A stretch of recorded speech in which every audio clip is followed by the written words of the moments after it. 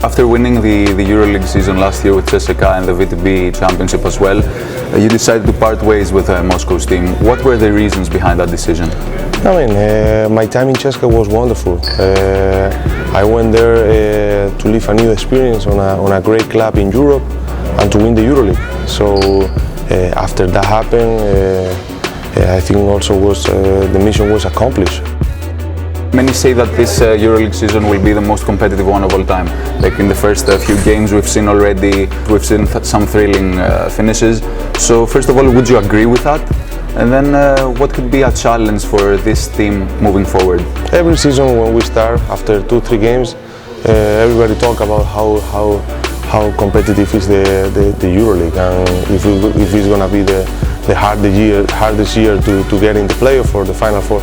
I think with the new system it's really hard and you have to be ready and knowing that you have to be patient because it's a long way.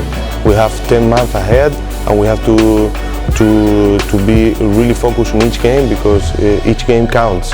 It's not like before that you can have mistakes and now everything counts and you want to be ready from the beginning to get at the end at the point that you want to be. So there are great teams, there are great players. That's the EuroLeague, the best competition that you can find outside the NBA. And with the system that the EuroLeague has, is if not the hardest one in sports, is one of them. So you have to be ready for that. Could you make a prediction for the playoffs? Like, are there any teams that you definitely see in the top 8? There are teams who got a lot of experience. They've been playing together for a long time. They are winners, and we know, Real Madrid, CSKA, Fener are one step ahead because the experience that they've been going through the last years. So we all know that, but at the same way, it's a great challenge for everybody else to get on that level and to show how capable we are to make the next step. Mm-hmm. And since there are many former NBAers who decided to come here in Europe, given the fact that you've played in both competitions, EuroLeague and the NBA for a lot of years, what are some of the most important, the most significant changes a player of your caliber faces, for example, in the EuroLeague and the NBA? What are the differences in the rules? Is it hard to adjust? The biggest challenge when you play in EuroLeague is the pressure that you have every day. Every day you play is a final, especially like I said before with the new system. So you have to be ready every game. And there is no games like you can relax or you can lose. Everything counts. So that's the biggest adjustment that a new player coming to EuroLeague has to make. Get yourself ready for a final every game.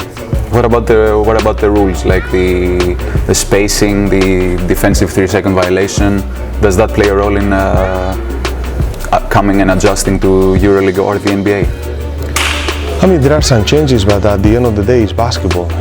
You have to know it's less time during the game, 8 minutes less, and with the pressure that we have, every game, every minute counts. So you cannot have a time off during the games because that can cost you the win.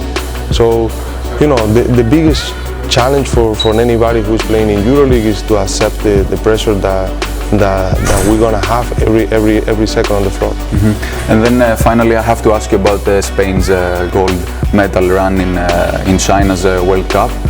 What did you think of the team, and would you have liked to be there? It was amazing accomplished for the team, for everybody, for the country, for the young people that I was watching and they support basketball and also outside basketball. It was great and very happy for the team, for my teammates, for many friends on the team.